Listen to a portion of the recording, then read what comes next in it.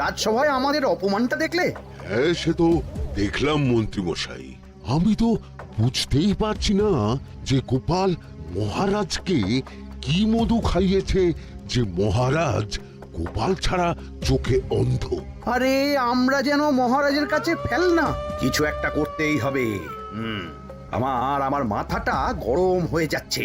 গোপালের মতন রাজসভার ময়লাকে যতক্ষণ না ফেলা যাচ্ছে ততক্ষণ আমার মাথা জ্বলন্ত কয়লা হয়েই জ্বলবে। পণ্ডিত মশাইয়ের মাথায় একটা বুদ্ধি আছে মন্ত্রী মশাই। আপনি যদি সেই অনুযায়ী উঁচির কাজ করেন তাহলে বেটা গোপালের কপালে দুর্গতির সীমা থাকবে না। এই কি বুদ্ধি, কি বুদ্ধি? আপনি বরং এই ব্যাপারে পণ্ডিত মশাইয়ের সাথে একবার আলোচনা করে নিন। আমি চলি, কেমন? আমি চলি। হ্যাঁ হ্যাঁ, এসো এসো এসো এসো।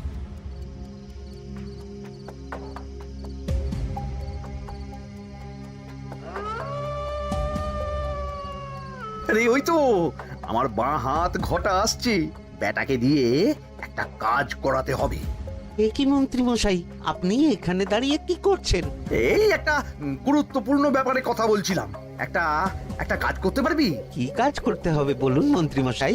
আমাকে একটু ঠান্ডা জল, পাতিলেবু আর পুদিনার পাতা দিয়ে শরবত বানিয়ে খাওয়াতে পারবি? সেসব আমার ঘরে ব্যবস্থা করাই আছে। চলুন চলুন, আমার সাথে চলুন। হ্যাঁ হ্যাঁ, চল চল চল চল চল।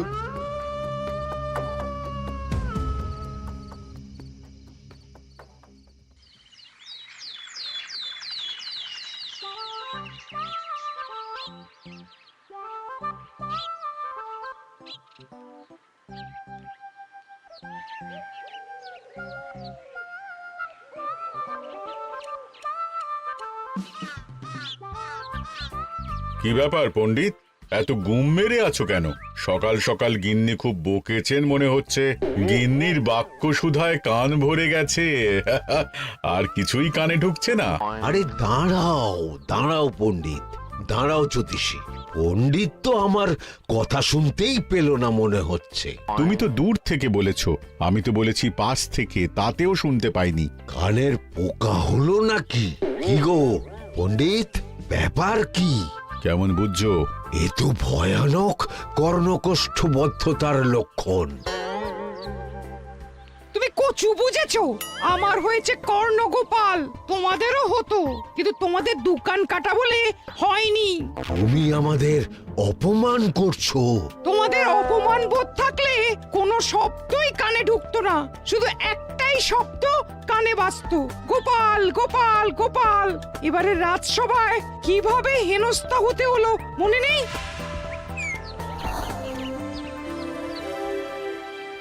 মহারাজ, একটা ভিক্ষা আছে। ভিক্ষার জন্য কৃষ্ণনগরের রাস্তাই সবচেয়ে উপযুক্ত জায়গা গোপাল, তুমি বরং সেখানেই যাও। মন্ত্রী, মন্ত্রী মশাই ঠিকই বলেছেন মহারাজ। যে যার নিজের জায়গা থেকে কথা বলে। কুকুর বলে ভৌ ভৌ, বেড়াল বলে মিউ মিউ, কাক বলে কা কা। মন্ত্রীর ভিক্ষার জায়গা কৃষ্ণনগরের রাস্তা, আর গোপালের ভিক্ষার জায়গা মহারাজ কৃষ্ণচন্দ্রের দুয়ার। বলো কি ভিক্ষা? বাড়িতে পুজো আছে মহারাজ, খরচা অনেক, কিছু ঋণ আবশ্যক। যদি 100 মোহর। ঋণ তোমাকে আমি দিতে পারবো না গোপাল। পুজো উপলক্ষে তোমাকে আমি 100 মোহর দিলাম। মহারাজ, আমিও ঠিক এই কথাটাই বলতে যাচ্ছিলাম। আমরাও তাহলে বাড়িতে পুজো করব। পুজোর জন্য আমাদের অনেক খরচ, তাই যদি...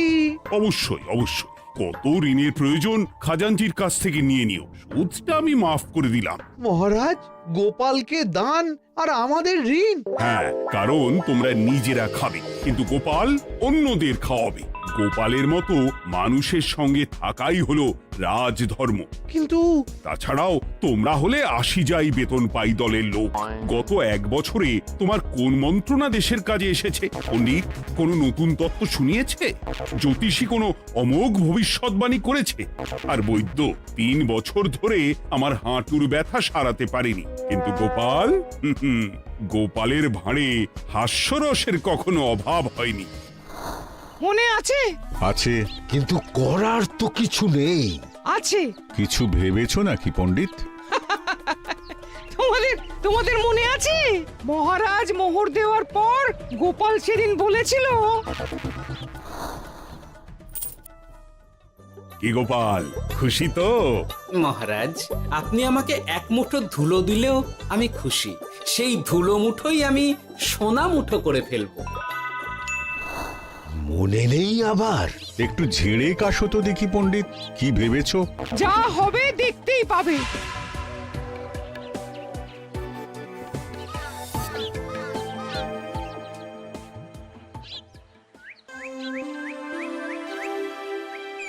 মহারাজের জয় হোক, মহারাজের জয় হোক। ওরে বাবা, এই যে সকাল সকাল চান করে ঠান্ডা লেগে গেল মনে হচ্ছে। মহারাজ, ওই কবি গান উপলক্ষে গত মাসটা আমি কৃষ্ণনগরের কোণে কোণে ঘুরে বেরিয়েছি। প্রজাদের মধ্যে একটা অসন্তোষ আমি লক্ষ্য করেছি মহারাজ। অসন্তোষ? আমি তো জানতাম আমার শাসনে প্রজারা সুখে আছে। সুখে তারা ভাসছে মহারাজ, কিন্তু একটাই অসুখ, তারা মহারাজের দর্শন পায় না। তারা মহারাজের পদধূলির জন্য আকুল হয়ে আছে, মহারাজের দর্শন পাওয়ার জন্য চাতকের মতো অপেক্ষা করছে। চিত্রকরকে দিয়ে চিত্র অঙ্কন করিয়ে বিলি করে দিলেই হলো।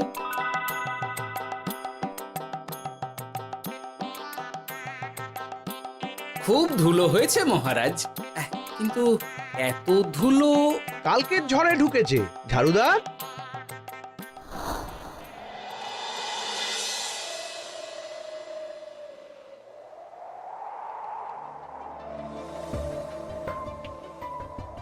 এই সুযোগ, রাজসভা ফাঁকা, এমন ঝড় যে পেয়াদারাও বাইরে নেই। কাজটা সেরে ফেল, বুঝলি? কিরে, কাজটা কর।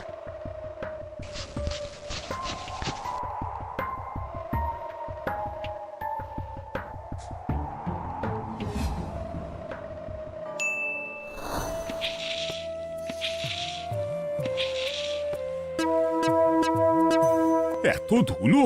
উফ, মহারাজ, কাল ঝড়টা বড় সাংঘাতিক হয়েছিল। তা বটে। আচ্ছা গোপাল, তুমি বলেছিলে মহারাজ তোমাকে এক মুঠো ধুলো দিলেও সেটা সোনা হয়ে যাবে। এখনো সেই কথাই বলছি। মন থেকে বলেছিলে না মহারাজকে তেল দেবার জন্য? তেল দেওয়ার দায়িত্বটা তো আপনি নিজের কাঁধেই নিয়ে ফেলেছেন।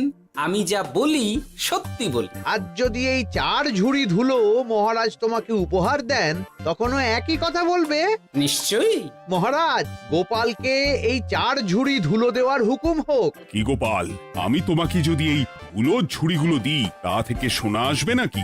আসবে মহারাজ, মোহরের বস্তা আসবে। যদি না আসে, আপনি বলুন। তোমাকে কৃষ্ণনগর ছেড়ে চলে যেতে হবে। রাজি? আর যদি আমি পারি, তাহলে আপনাকে এই মন্ত্রীর চাকরি ছেড়ে দিতে হবে। কি রাজি? কি মন্ত্রী, রাজি? রাজি। গোপাল? রাজি মহারাজ।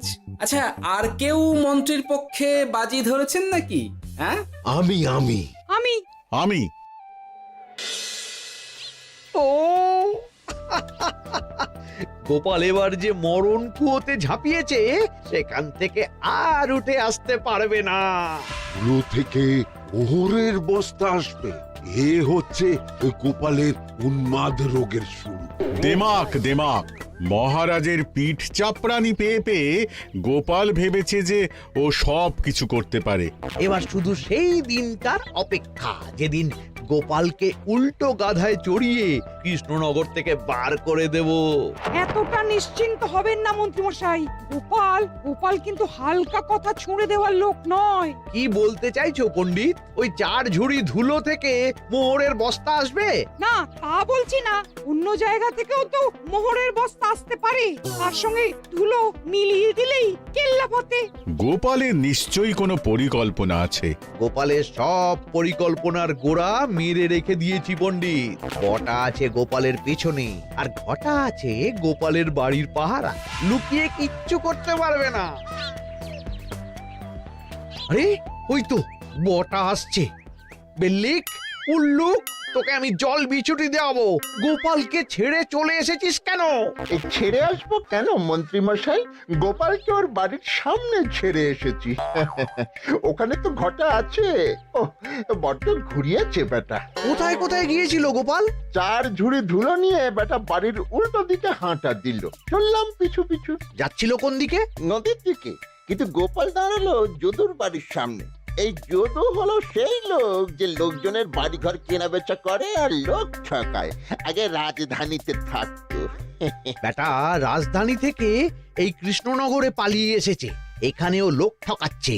কিন্তু বেটা এত চালাক যে কিছুতেই ধরা যাচ্ছে না।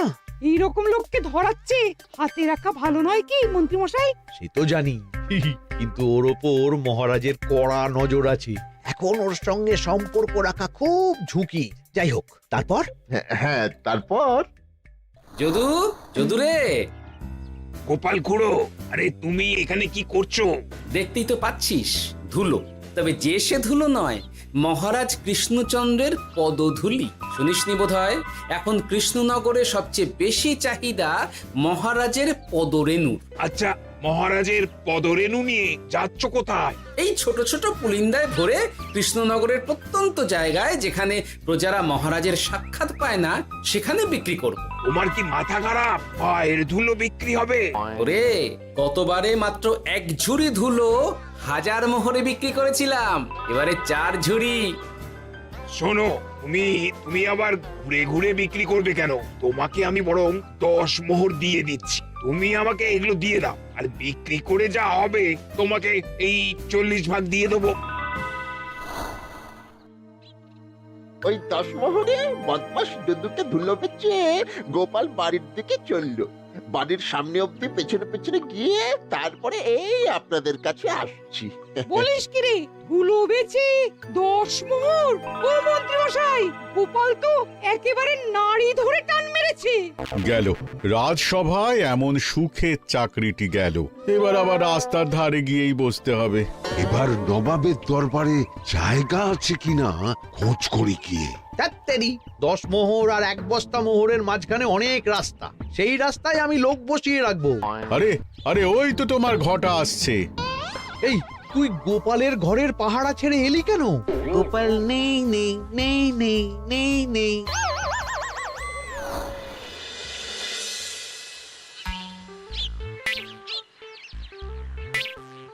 আরে, ভয় পেলি নাকি? না না না না না, ভয় পাবো কেন? শোন, তোকে পেয়ে আমার খুব ভালো হলো বুঝলি।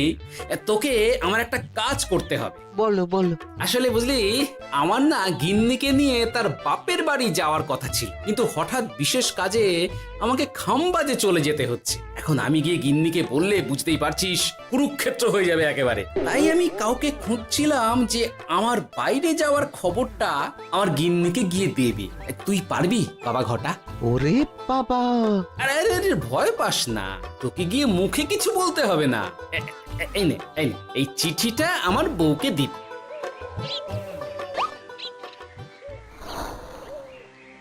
কৃষ্ণনগর ছেড়ে চুপি চুপি চলে যাচ্ছি, চালাকিটা দেখেছেন? ওসব চালাকি আমি তুড়ি মেরে উড়িয়ে দেব। কি করবেন? চারিদিকে আমি অশ্বারোহী গুপ্তচর পাঠাচ্ছি, গোপালকে কোনো চালাকি করতে দেব না।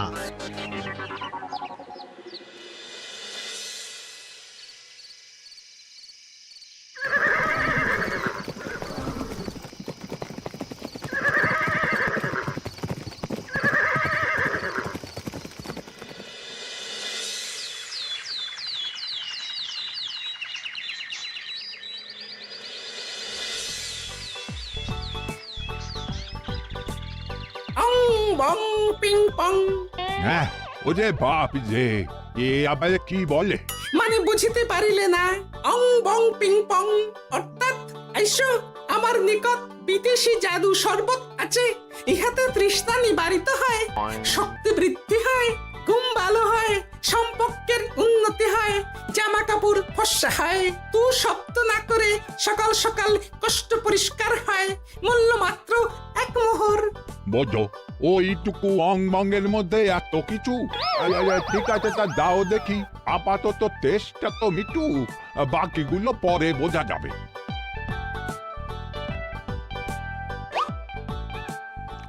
আহ বড় ভালো খেতে তো আহ, ঠং ঠং অর্থাৎ শক্তি বৃদ্ধি হলো। হ্যাঁ, হ্যাঁ, মনে হচ্ছে গায়ে যেন দুগুণ বল পাচ্ছি। কি হয়েছে ভাই? এ কে? এ ভিন দেশ থেকে জাদু শরবত নিয়ে এসেছে গো। জাদু শরবত ভিন দেশ? একেবারে, হ্যাঁ, একেবারে বহু ভুদা শরবত। খেলে তেষ্টা যাবে, গায়ে জোর হবে, ঘুম হবে, সম্পর্ক ভালো হবে, জামা কাপড় ফর্সা হবে, সকালে হ্রাস করে পেটও পরিষ্কার হবে। সে কি? দাও গো ভাই, আমাকেও দাও। গুড় জল সঙ্গে একটু ভাজা মশলা, আমচুর আর বিট নুন, শুদ্ধ দেশি জিনিস। জানলে কেউ ছুঁয়েও দেখতো না, কিন্তু একটু বিদেশি গন্ধ দিতেই একেবারে হট্ট মেলা। আরে তোমরাও এসেছো দেখছি। সং সং শঙ্কা লং লং লঙ্কা, মানে অর্থাৎ এই শরবত খেলে আর শঙ্কা নাই, বুদ্ধি লঙ্কার মতন ঝাল হয়ে যাবে।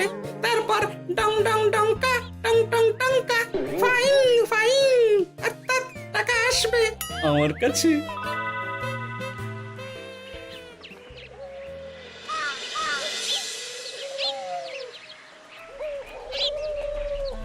ঝপ ঝপ ছপাং ভট ভট ফটাং, অর্থাৎ উহাকে দৌড়িয়েছ কেন? বেটা জোচ্চোর অনেককে ঠকিয়েছে। অনেক দিন থেকে তককে তককে ছিলাম। এবার এই ধুলো নিয়ে মহারাজের পায়ের ধুলো বলে বিক্রি করছিল। একটা বেনামি চিঠিতে খবর পেয়ে বেটাকে ধরেছি। ব্যাং ব্যাং বিগ ব্যাং, অর্থাৎ বাহ বাহ বাহ বাহ। বেনামি চিঠিটা আমি দিয়েছিলাম বাবু। বাবা যদু, তুমি সেই রাজধানী থেকে কৃষ্ণনগর অবধি মানুষকে অনেক খোল খাইয়েছো। তুমি এতদিন ঘুঘু দেখে এসেছিলে বাবা, এবার গোপাল নামক ফাঁদটা দেখলে। কতবার বলবো এইসব ধুলো আমি গোপালের কাছ থেকে কিনেছি। যা বলার ওই বিচারের সময় মহারাজকে বলবি। চল চল চল চল চল।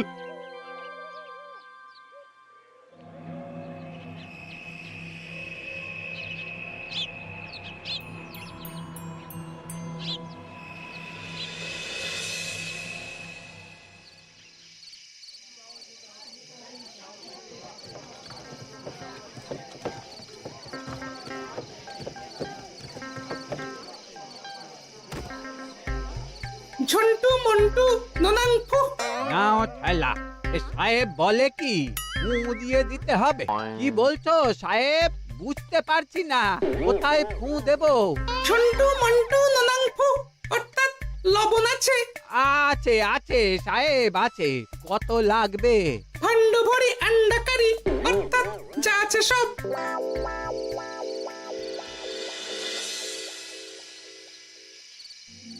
ব্যাস, মোটামুটি আশেপাশে সব দোকানের নুন এখন আমার জিম্মায়। এবার আসল মজা শুরু হবে।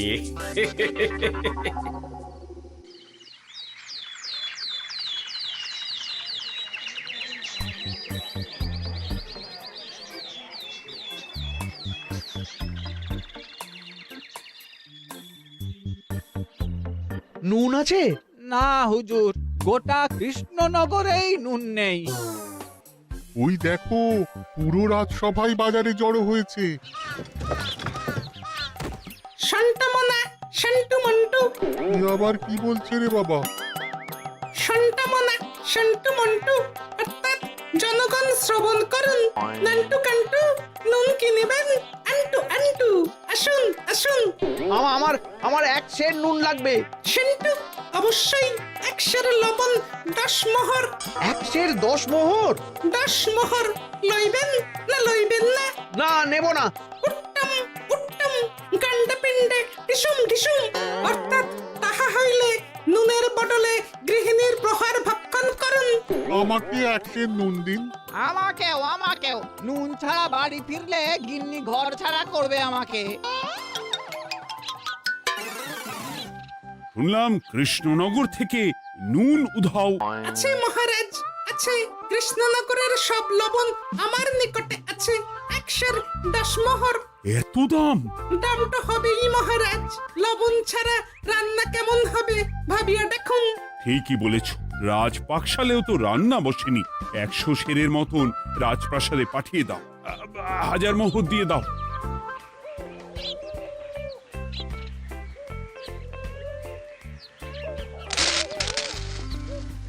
ব্যাস 1 বস্তা মোহর হয়ে গেছে। গোপাল, হ্যাঁ মহারাজ, গোপাল যে 4 ঝুড়ি ধুলো থেকে 1 বস্তা মোহর রোজগার করেছে। ইয়া বাত! চলো রাজসভায়, পুরো গল্পটা শুনতে হবে। সকলেই এসো তাহলে রাজসভায়। কিন্তু মহারাজ, যারা বাজি হারলো তাদের তো চাকরি গেছে, তো তারা রাজসভায় যাবে কি করে? ঠিক ঠিক ঠিক বলেছ। আর যারা বাজি হারলো তারা বাদ, বাকিরা চল। এই সেরেছে, গোপাল তো আবার বাজি মেরে দিল। ও মহারাজ, আমাদের দেখুন। ও মহারাজ, আমাদের দেখুন। ও মহারাজ। হ্যাঁ